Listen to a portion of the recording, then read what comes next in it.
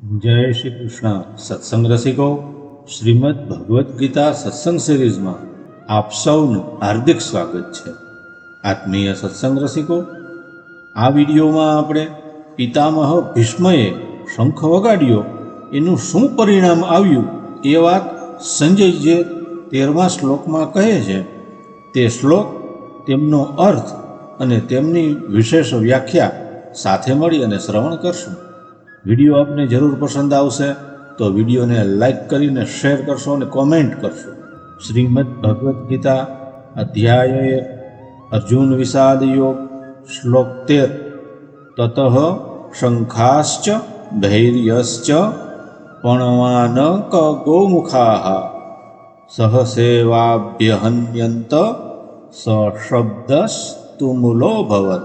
જેનો અર્થ છે ત્યાર પછી શંખ અને ભેરી નામના નગારા અને ઢોલ મૃદંગ તેમજ રણશિંગા વગેરે વાદ્યો એક સાથે જ વાગી ઉઠ્યા। તેમનો એ અવાજ ઘણો ભયંકર થયો।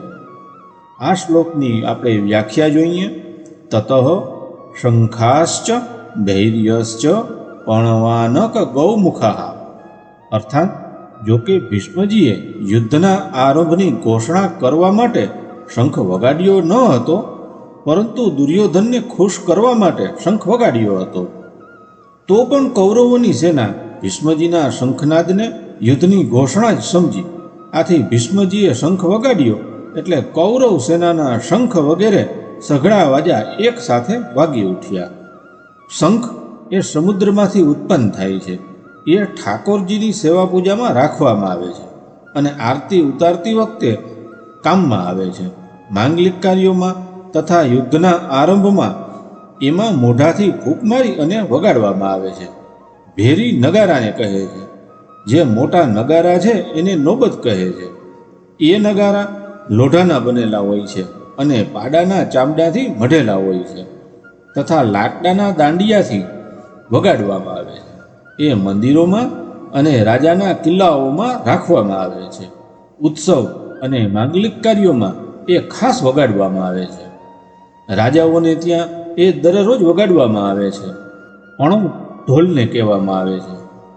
એ લોઢા અથવા તો લાકડામાંથી બનાવેલા હોય છે અને બકરાના ચામડાથી મઢેલા હોય છે તથા હાથથી કે લાકડાના દાંડિયાથી એ વગાડવામાં આવે છે। એ આકારમાં ઢોલકી જેવા હોવા છતાં ઢોલકીથી મોટા હોય છે। કાર્યના આરંભમાં પલણ વગાડવાને ગણપતિના પૂજન સમાન કલ્યાણ કરનારું માનવામાં આવે છે। આનક એ મૃદંગને કહે છે।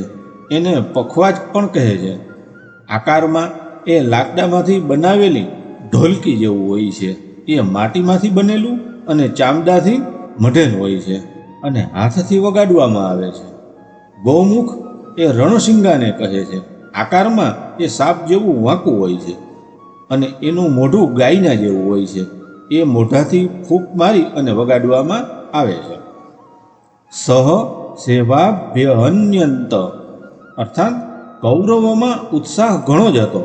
એમના માટે પિતામહ ભીષ્મનો શંખ વગાડતાની સાથે જ કૌરવ સેનાના બધા વાજા અનાયાસે જ એક સાથે વાગી ઉઠ્યા। એમના વાગવામાં વાર ન લાગી અને એમને વગાડવામાં પરિશ્રમ પણ થયો નહીં।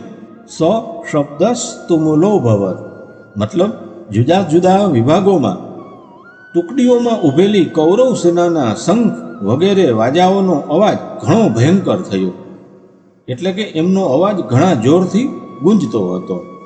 આ શ્લોકનો સંબંધ આ અધ્યાયના આરંભમાં જ ધૃતરાષ્ટ્રએ સંજયને પૂછ્યું હતું કે યુદ્ધ ક્ષેત્રમાં મારા અને પાંડવોના પુત્રોએ શું કર્યું। આથી સંજયે બીજા શ્લોકથી આ 13મા શ્લોક સુધી ધૃતરાષ્ટ્રના પુત્રોએ શું કર્યું એનો જવાબ આપ્યો। હવે આગળના શ્લોકથી સંજય પાંડુના પુત્રોએ શું કર્યો એનો જવાબ આપશે, જે આપણે હવે પછીના વિડીયોમાં શ્રવણ કરશું। આ વિડીયો જો પસંદ આવ્યો હોય તો વિડીયોને લાઈક કરી અને શેર કરશો અને કોમેન્ટ કરી જણાવશો કેવો લાગ્યો તેમ। ફરી મળીએ નવા વિડીયો સાથે। ત્યાં સુધી સૌને જય શ્રી કૃષ્ણ।